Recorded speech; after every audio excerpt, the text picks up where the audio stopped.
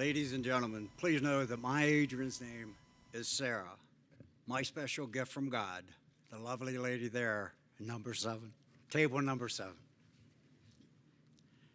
Thank you, Coach Franco, for your gracious presentation. I really appreciate it. Distinguished Board of Directors, Mr. President, committee men and women, honored Hall of Famers, fellow inductees, Mr. MC, feature speaker Billis, beloved family, treasure friends, and welcome guests. I am both honored and humbled to receive this award, but I must emphasize that for me, this is not a celebration only of me, but of we. Many, many people played an integral part in any and all success that I may have had.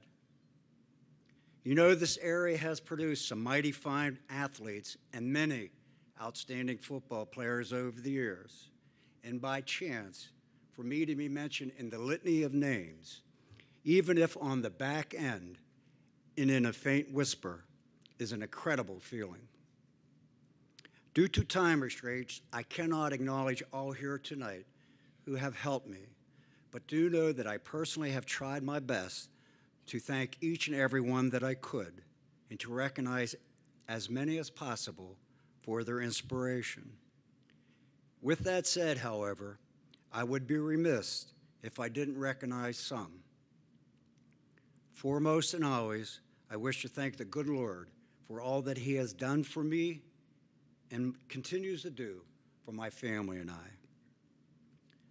My father, Carl, was a world-class sprinter speed. He set the bar. Then my brother, Bernie, moved it a notch higher. And it was he who was my first inspiration and my motivation. Next, I'd like to thank my former coaches, my teammates, and classmates for standing by me and having my back throughout it all.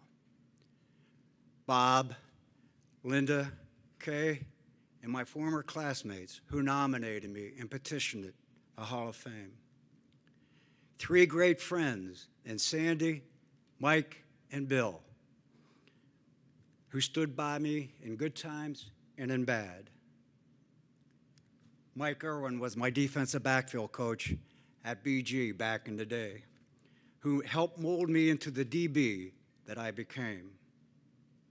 Mr. John Riley, my former athletic director, who without his belief in me, I'd probably be still roaming around Dutch Hill aimlessly. My mentor, my coach, and my friend, and the most influential person in my life, both in and out of football, was Mr. Ron Hoover. Coach Hoover passed away nearly 9 years ago, but his memory echoes on forever in me. Thanks to all of you, I am truly grateful. My 2 boys, Corey and Brett, have grown into 2 fine young men and two great fathers, of whom I'm awfully proud. Corey and his wife, Jen, my wonderful daughter-in-law, have given me 2 marvelous grandchildren, in Morgan and Michaela, and Brett, 2 fabulous girls in Ava and Jenna. These 4 girls, Pappy's angels, know just how to bring a smile to my heart. With Brett tonight is his lovely friend Dee.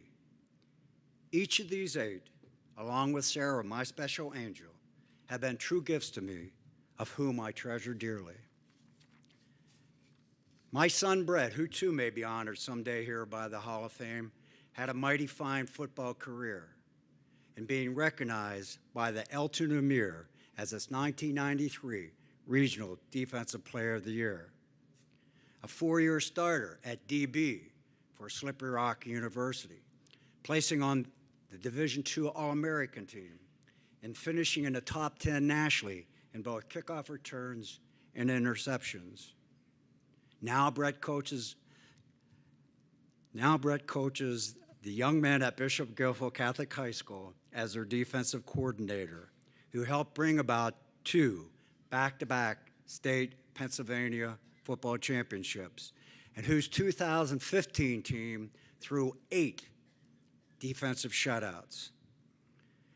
Brett, too, is an accomplished businessman as proprietor of Apex, Academy of Performance and Exercise, the place to go in Pennsylvania, central Pennsylvania, for sports and fitness. My son, Corey, is one of the most gifted and talented young men that I have ever seen. He has an extraordinary gift to make young and old around him feel special, and he can make even the saddest of sad laugh. As an entertainer, as a performer, and as an artist, Corey is renowned. His art fun shops are the rave of the town. But the thing, excuse me, but the thing that I especially proud of is his wheelchair square dancing in retirement homes, where some may go for days, weeks, or months without even a glimmer of hope.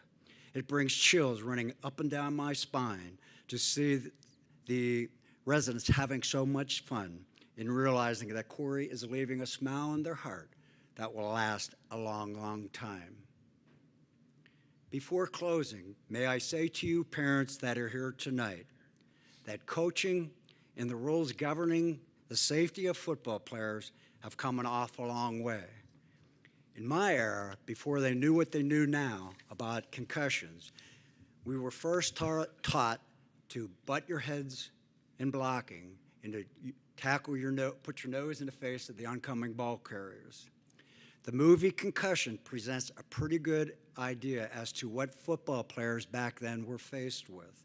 In the book League of Denial, pretty much sums up head trauma, how head trauma through football have been dealt with over the years. With that said, I do believe things have changed for the better of our current and future football players, that I would suggest to you parents that junior high and high school football are a good thing. So if I may, please allow me to leave you with this thought. Football is a great sport for both team and individual alike. Football can be played safely, aggressively, and competitively if, and I emphasize the word if, it is coached, parented, and taught with the true well-being of the players at heart. Parents and coaches, please don't make light of this. In closing, I'd like to thank you, Blair County Sports Hall of Fame, for making this such a memorable experience.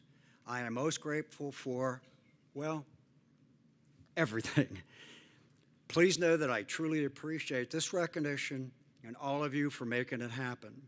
I will treasure this opportunity. This has allowed my family, friends, and I to share in my memories of yesteryear for the rest of my life. God bless all of you here tonight, and thank you.